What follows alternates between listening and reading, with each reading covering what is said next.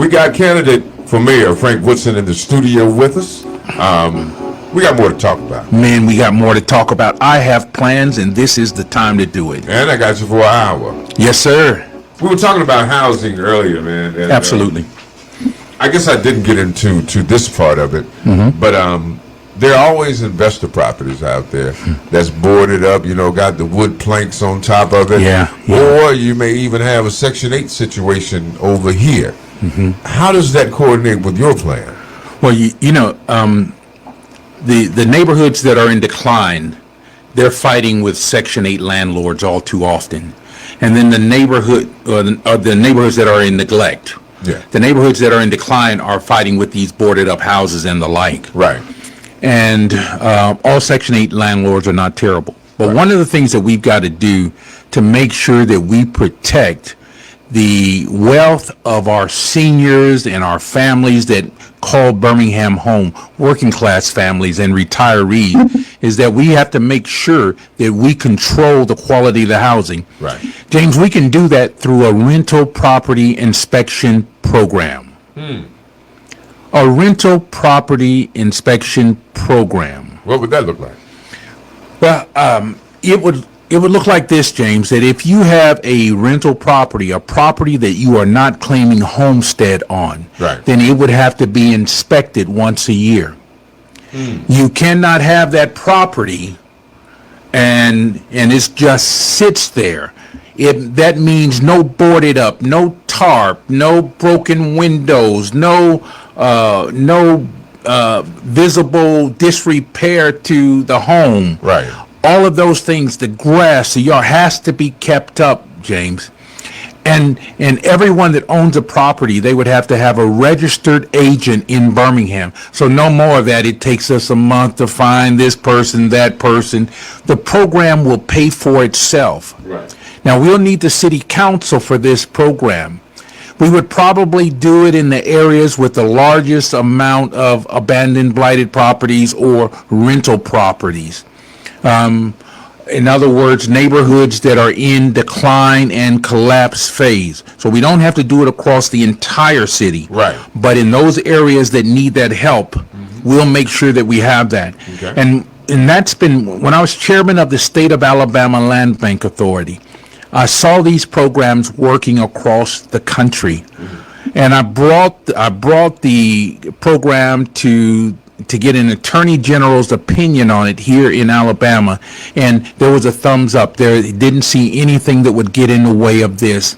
We have to hold landlords accountable for the standard that our community set. We've got some beautiful communities that are under siege right now. Right. So we'll take care of both of those. Right. Our seniors can retire in place.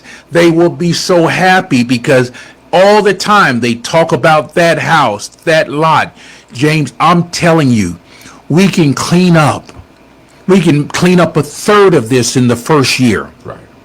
Just with this aggressive adopt a lot program and beginning to deal with these abandoned, blighted properties and the rental property inspection program. Right. We stabilize the communities and then we revitalize them. Okay, so when we do that, all right, we've taken care of the housing. Yes, sir. As you say. Yes, sir. But now we got parks, we got green space, we got things in the community that the youth need to participate in. What would be that plan, Frank? So James, I've always been interested in green spaces. I grew up in areas where we had forests, and I love it. A lot of people don't know this, but in 2001, 2002, I was a part of the original group that started the Jefferson County Greenways Commission. Wow. Right? And people say, no, it was just started. No, it was restarted. Right. See, because then there was a gentleman right up the street here, number 9, 3D number 11 mining camp, Irvin Bertain. He invited me to be a part of his board. Before Red Mountain Park was Red Mountain Park, right? And he had the lease to that. If if the mayor then, Kincaid, would have signed the lease for the liability, then the city would have had the park then. Right. He wouldn't, and then they formed a commission, and things went the way that I told them that things would go. Right. They would marginalize you, put you to the side, and then, the folks with Freshwater Land Trust, Wendy, those guys, they'd take over and forget that you guys were the ones that went up there and marked out all the trails, you and Irvin and the Sons, black and white of the miners. They went up there with the Ruffner Mountain people. They had trailblazings, and they did tours and all of that, and it was taken away from that brother Irvin Bertain. Look, our park system was created by the same brothers that created Central Park in New York. Wow. Our park system was renowned around the country, as one of our pride and joys. Right. In fact, the parks were named after prominent businessmen because they knew the value of having green spaces within the communities. Correct. It's as if something happened to where now our parks have been neglected. They've gone from neglect to decline, and now they are collapsing. The maintenance on our parks is gone. The benches in our park are so porous that they don't work. Our swimming pools have not been serviced and have not been covered in the winter time, and so there hasn't been the maintenance. And so how to collapse a city is you stop the maintenance process. You do that either by defunding it with money, or defunding it with the removal of the employees. Now, my background is operations management. Okay. I spent 18 years at a logistics company in operations management. They're a Fortune 50 company. I know how organizations are supposed to work. Corporations are supposed to work. Right. Birmingham is a municipal corporation. Understand, it's a business. And so when I say it's a business, I hear people say, "Oh no, this politics, Right. No, it is a municipal corporation. Right. Okay? Right. And so it runs just like a business, except it is a municipal corporation for the public good. Right? And so the way that we are running it is not in a business-like manner. There has to be a whole maintenance component when you have operations. That's why I said the thing about the roads. When the mayor said, we spent $15 million on the roads the last 7 years, and we're going to spend another $15 million this year. So what? The roads are raggedy.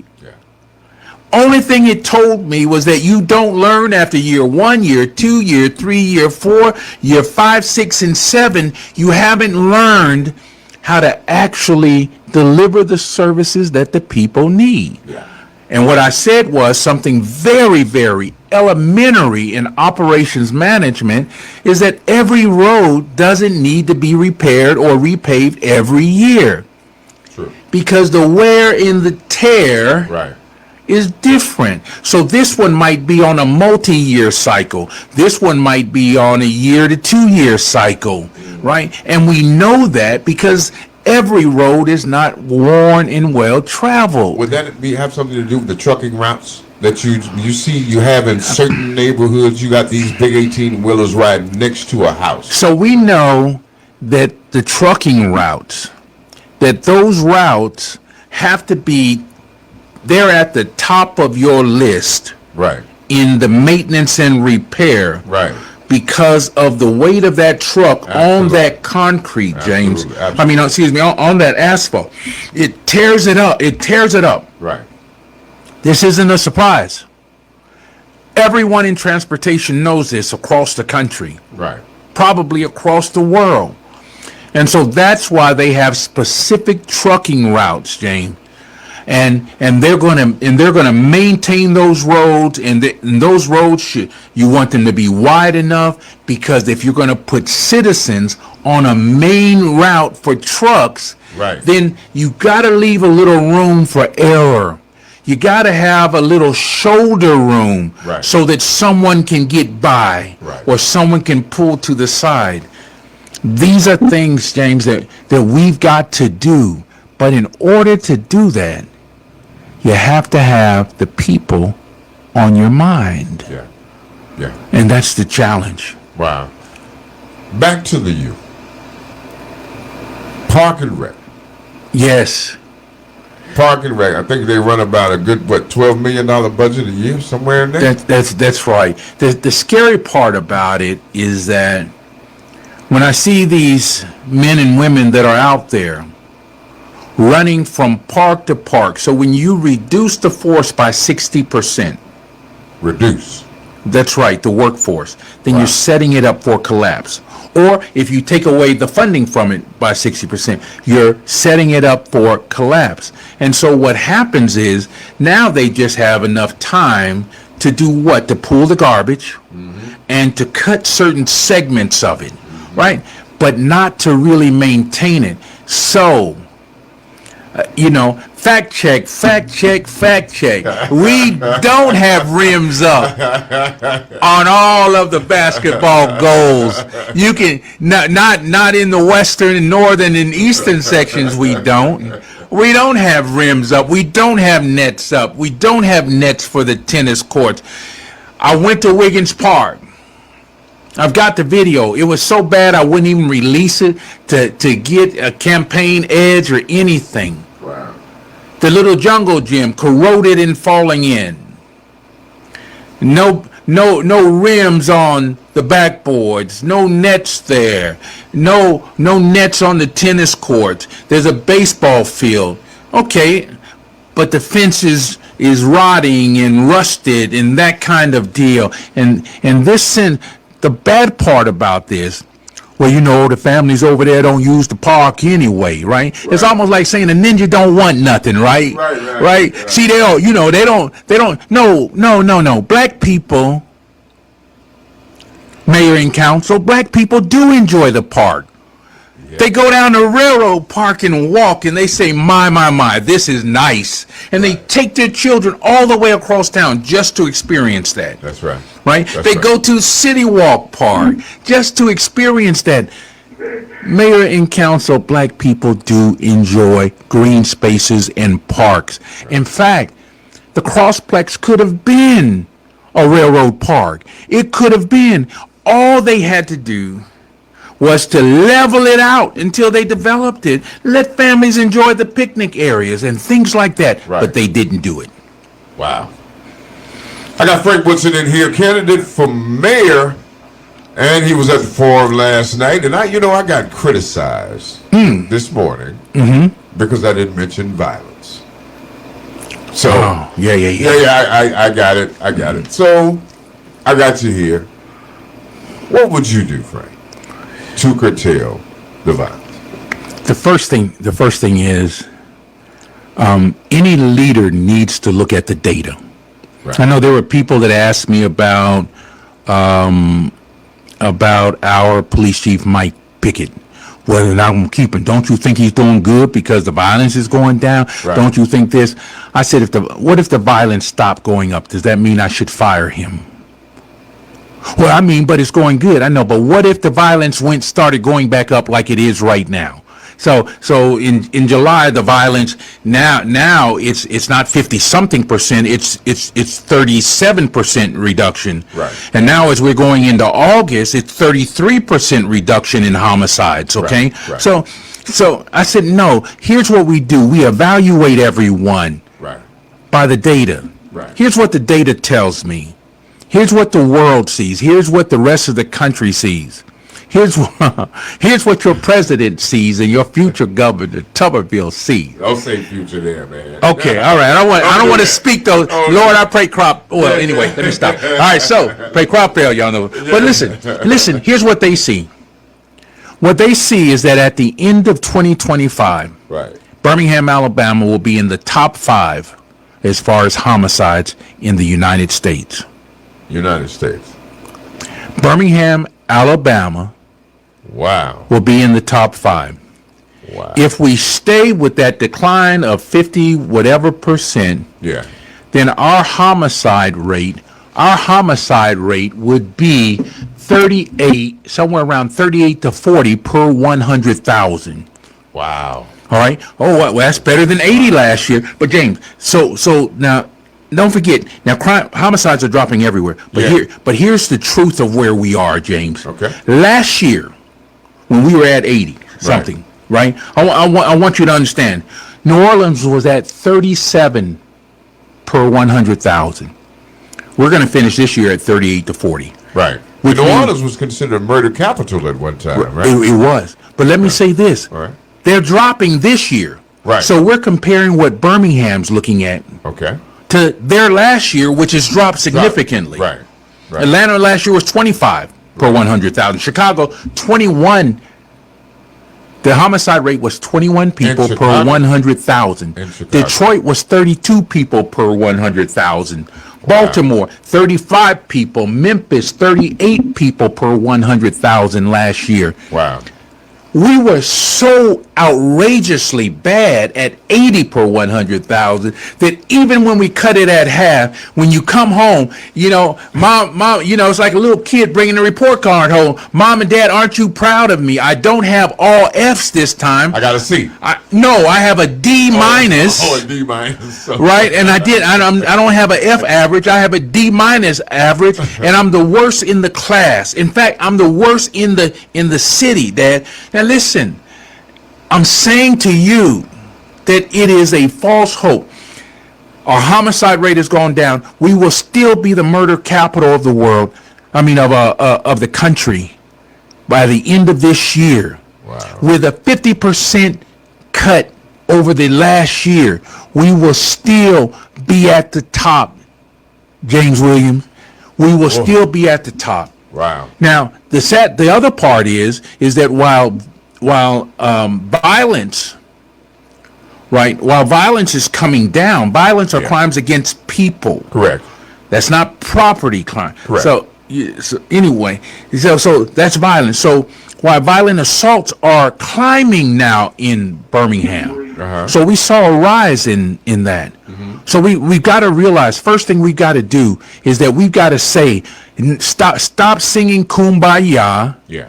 Stop getting the free tickets and and having champagne celebration because the homicide rate is cut in half. We are still the most violent city in America Right now. right now. Wow. Okay, and we're in if we keep it in half, which we're starting to rise back up right now in the second part of the year. Yeah. Homicides are rising back up. Then we will still be the top 2, 3, if not number 1 in the country. So I'm saying this to say that it's serious. And we can't be like little children, James. I'm getting ready to get to it, but since we got an hour, I just want to say this, right? I want to say this right here. What do you think, man? When you take a little boy to the barber shop for his first haircut, Right. little boys are known to cry and holler. Do you know why? Why? Because they don't know that their hair is like their fingers. So when you cut their hair, they think you're cutting off the fingers. Wow. We've got to be able to talk about the problems of the city without the ticket people running around saying that you're attacking the mayor, so you just hating on the mayor. You're hating on the mayor. This city is not about the mayor. This city is about the people. And so while the ticket people are trying to defend the mayor because this, in their mind, it makes him look bad, I could care less how it makes the mayor look. Right. Because it's not about him. It's about the quality of life of the people. Right. And so we have to stop letting these people deflect us from having a real conversation about crime.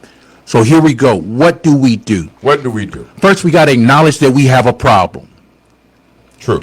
Birmingham, we have a problem. True. It is a serious problem. It's connected to despair. It's connected to lack of opportunity. It's connected to families that are not getting the support that they need through the nonprofit sector. Wow. I'm going to use corporate terminology in no respect, but I'm going to use terminology because I like pictures. Right. We have to come up with a multi-pronged approach. Okay. One part of it is dealing with the economics of it. So economic development. Right. The second part has to do with the alligators that are in the streets. We've got guys that are in the pipeline right now who are part of the criminal enterprise. Right. And then third, we've got to shut down the hatcheries that are producing the alligators. Right. Right? In other words, we've got to strengthen the families. So we need our nonprofits sector to be beefed up, to come alongside of families to create a circle of intervention around the families. You don't get that by sending $12 million to nonprofits outside of the city, like what Birmingham did at the end of 2024. This mayor and council sent $12 million, almost $12 million just in the last 7 months of last year, 2024, to nonprofits across the city. Yeah. And then have a nerve to come and brag about it. Don't matter where you get the help from. Well, Yeah. when you take money out of the ecosystem of the city, then it doesn't circulate and Birmingham doesn't become stronger. Right. Birmingham doesn't create jobs. That's why we measure economic impact. Right. So when the money passes us, Right. there is no economic impact.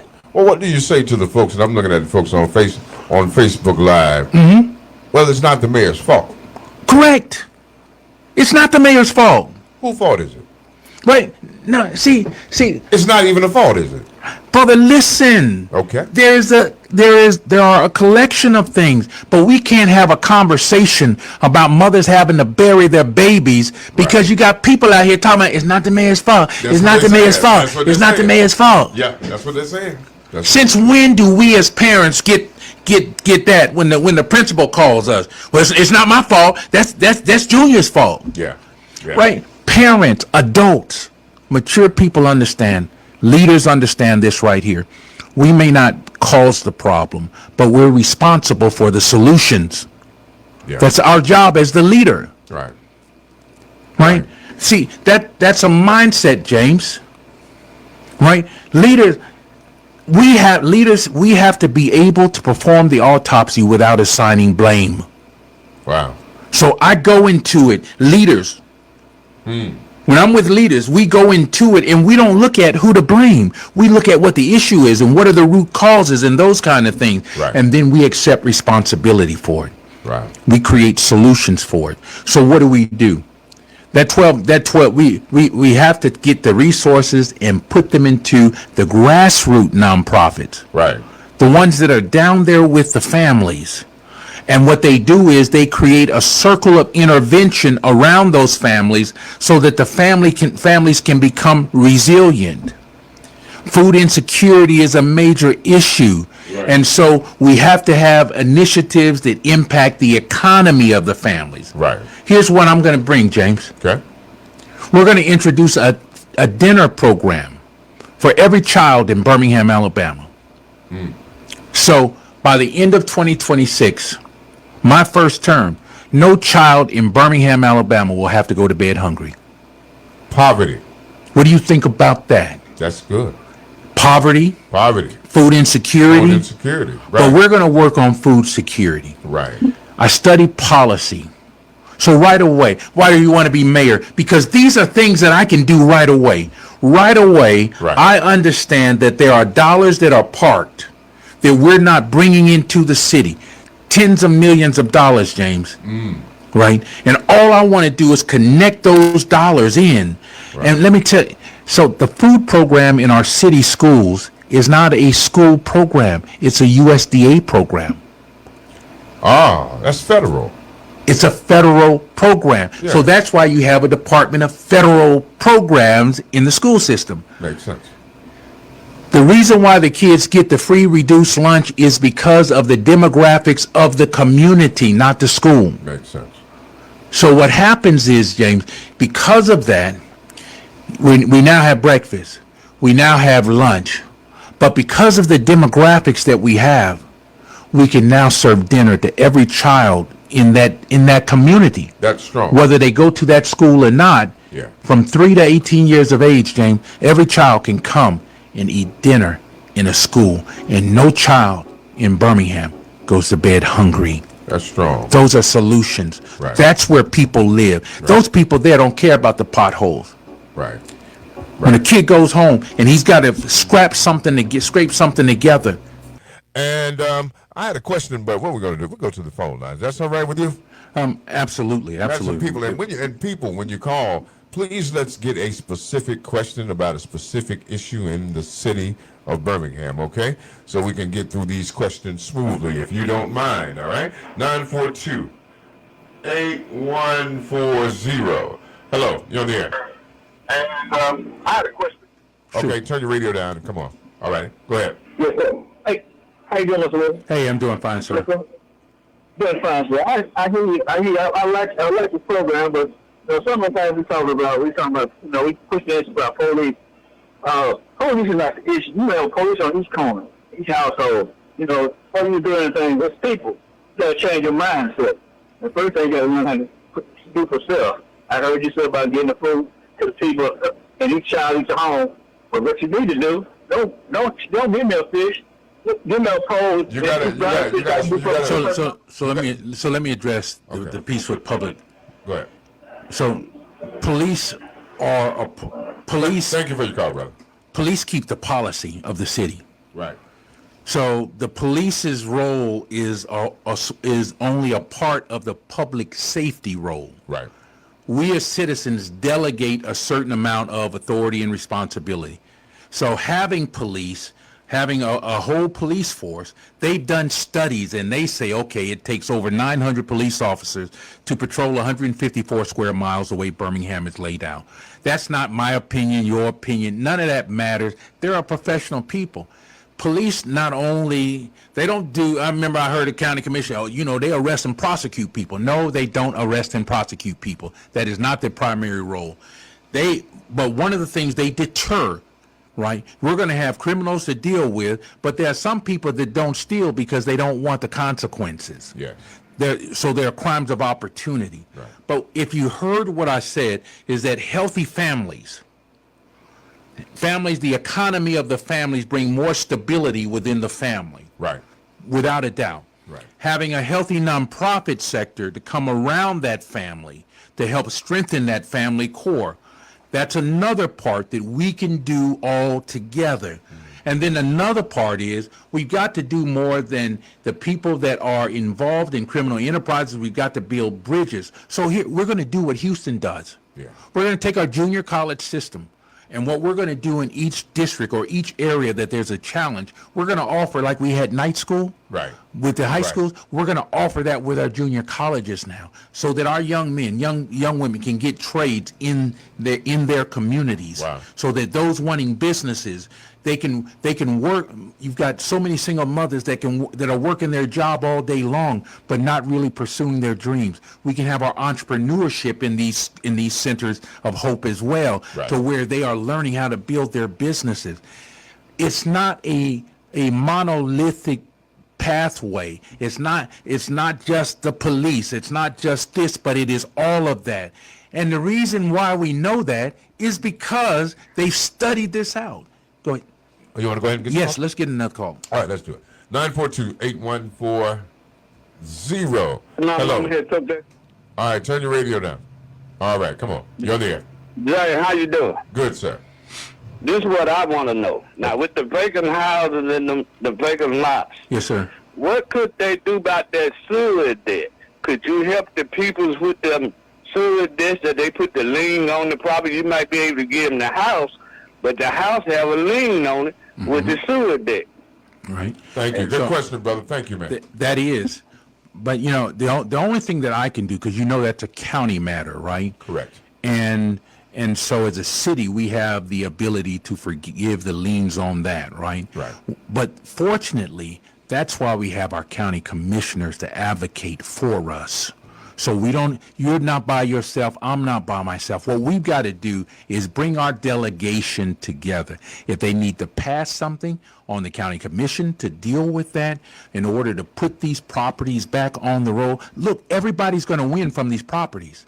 Don't forget, the city's going to get business license, they're going to get inspection, they're going to get fees, they're going to get all. So the city's going to eat. The taxes, the houses go back on the tax. That means that the county's getting a bite too. All of the sales tax that stimulates our local economy, so we're going to buy local as well. Right. All of that stimulates it. So the county has a vested interest in this as well, in forgiving that debt, because they're going to start now getting these houses back on the roll and feeding money into the county to take care of the sewer system. Very good. We're going to go back to the phone lines. 942-8140. Hello, you're on the air. How you doing, man? Good, man. Hey, Frank, this Daryl. Listen, Yes, sir. I'm on Turn your radio down, Darryl. Turn your radio down. Okay. Go ahead, do your thing. Okay, let me back off of it. All right. Hold on, let me back. Hold on, Frank.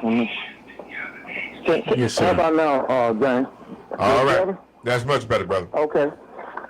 Listen, Yes, sir. Frank. What about I'm standing here right now, and I got two mayors stay up the street, and junk is down here. What are you planning on doing about this? But when I go to my house at Oxmoor Valley right now, and my girl Ash and her girlfriends, they got the park locked at Oxmoor Park. Put a gate up there 2 or 3 weeks ago. They go down there to do my paperwork. It's locked up. No basketball goes, no nothing. And they can't even go in there and have lunch and sit or nothing in Oxmoor Valley. I actually went and looked at it.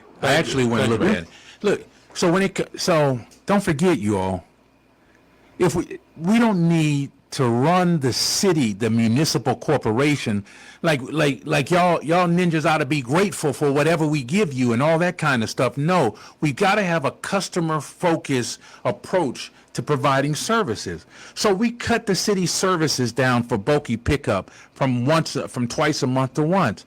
James, if we were in business, what would we do?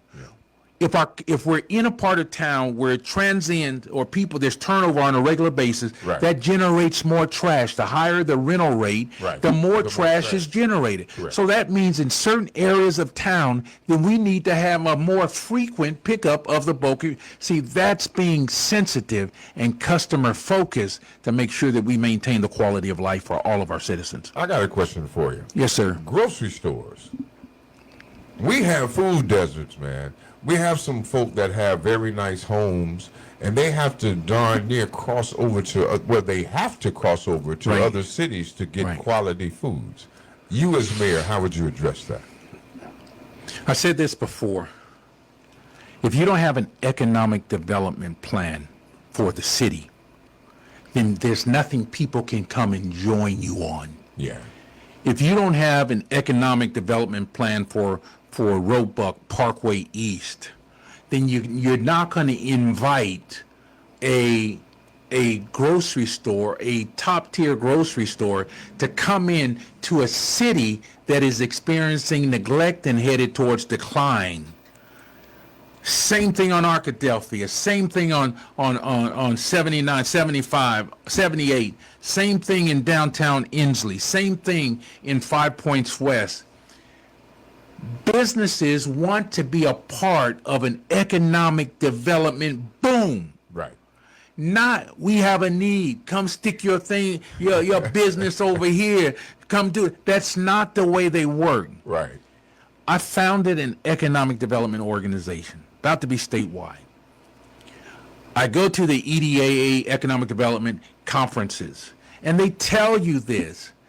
If they're looking to see if Birmingham is in decline or whether or not they are growing. Right. So on the top of Parkway East, you've got the housing units, but the problem is that they're in neglect, so they're heading down, Right. going towards decline. And so when that's happening, that's an indicator for investment. Where do we invest our money? Do I put a Publix over here to where they have a plan for the revitalization of the entire business district? Or do I put a Publix over there where they're neglecting the whole area up there around Parkway East? There is no there is no economic development strategies. You're not recruiting developers. You're not going to the conferences to attract businesses.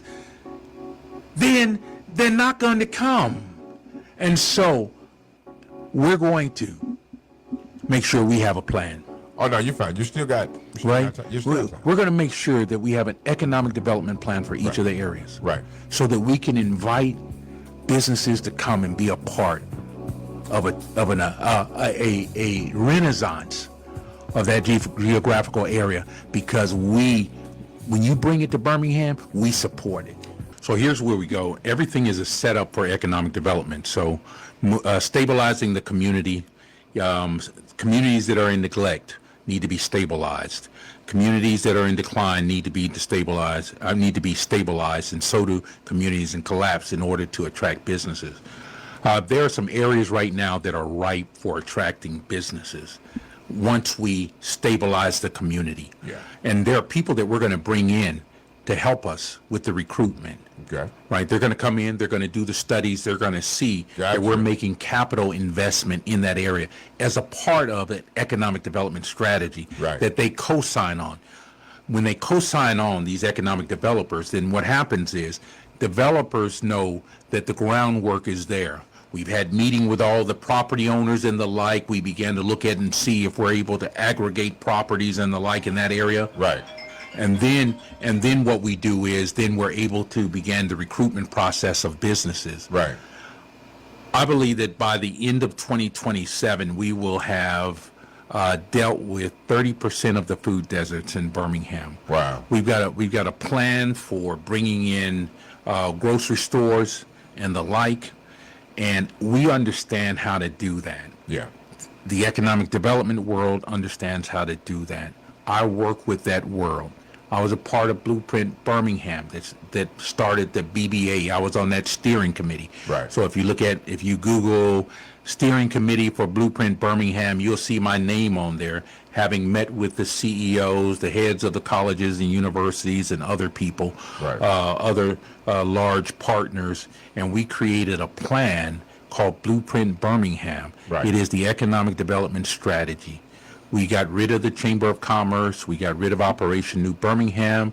We got rid of Region 2020 and one more group, Metropolitan Development Board, and put them all into what we call now the Birmingham Business Alliance. Right. I was there, James, at the table. Right. I know how to get things done for our communities. Right. And even 5 Points West, James, if we stabilize that community, we will have no problem attracting businesses to that area. And that's something that is near and dear to my heart, because a lot of, in the western sections and even northern sections, you have business districts inside communities.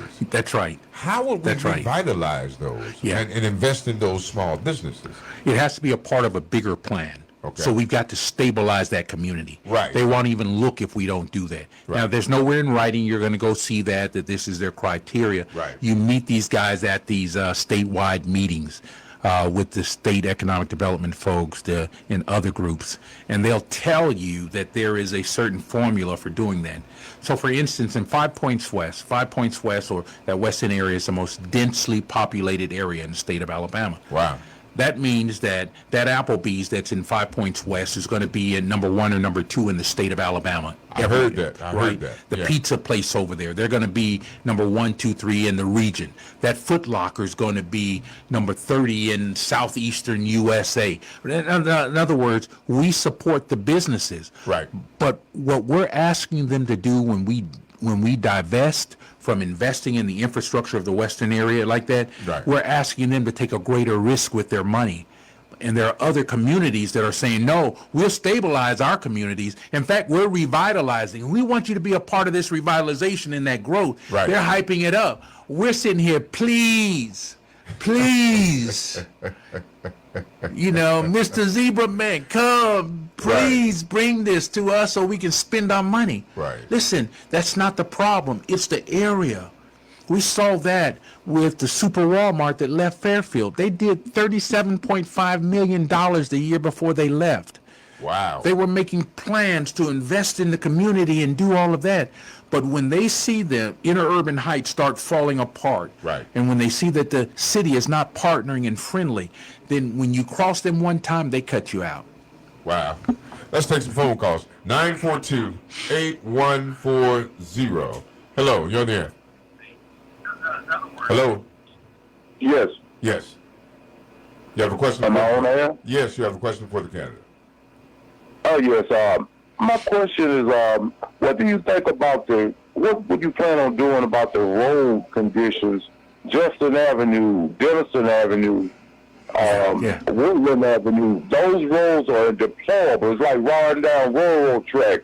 Them roads haven't been paved, I know, in over 20 years. And do you think it would be feasible for the city, because we have so many bad roads, to buy the equipment and train public workers to pave the roads, because we have so many bad roads? Well, let me say you, brother. this. Thank you for your I think we need to look at it. Here's what do we know to be true? Well, or at least what we're told is true, and that is that we spend $15 million a year. We've got to prioritize roads based upon the amount of the usage, which means that their maintenance increases. Right. Plus, when utility companies and these other folks come in, a part of their franchise agreement has historically been, and it is this way in most areas, that if you cut 3 times on a span of road, Right. that you repave that whole span, Wow. not just patch it. Right. So I'm not talking about we're going to do a temporary patch, we're going to let it settle, then we're going to come back and do a permanent patch. No, if you cut 3 times. So, for instance, I live off of Warrior Road in 5 Points West. Been this 26 years. It's like a roller coaster right after it gets paved. We're happy you paved, but you have to maintain it. Right. And if we don't understand the purpose of having inspectors or compliance people, then we'll fire them, get rid of them, and don't have enough, and then we're all riding roller coasters. Sir, what you're talking about is just everyday business in business. You maintain your things like you do your home and your cars and the rest of the thing. It isn't hard, I promise you. You just have to know what you're doing. All right. Take one more call here. 942-8140. Hello, you're on the air. Hey, we got James. Yes. Frank did an excellent job with the debate on last night. Thank you, excellent sir. job going against the incumbent with the mayor. And you got a good shot at that. You got a very good shot. Right. A question for you there. Yes, sir. We got a guy that's sitting going drink, guy getting that Gary Snatch and God. They just that Gary Snatch. And I ain't spent no tour. I was going to take him downstairs. This man back in 2008. And he was pink slip. And we don't want his brother. So you were doing good. You were doing good, but now I gotta fact check you, like what he said, right? You remember fear? You remember fear the thumb, right? You remember fear the thumb? Okay. Now we're just talking about this. Okay, all right. Okay, he wants to terrorize Birmingham. Right. He wants to terrorize. We don't want him up in here terrorizing Birmingham. Right. You know when the state school board took over? Right. Board of Education. Right. We don't want him coming here trying to come up here trying to terrorize. See, you're on. As mayor, what would you do to keep him from coming up here to terrorize Birmingham? Thank you, brother. Thank you. Look, there's a criteria. Martin Luther King said something that I've never forgotten. The only way a man can ride your back is if it's bent. Birmingham's back is bent right now. We're not meeting what's needed in order to keep our police department from being taken over. We don't have enough employees on the streets. I think we went from 2,300 with our street and sand down to 500. We don't have enough police officers on the street. We went from over 900 down to 390. Now we're up to somewhere around 500, and that's not all sworn officers that can be on the road. We've got to show that we know what we're doing. We've got to take care of business, because when we don't, we think things are bad right now. When that next guy gets in, is it taking the trash out?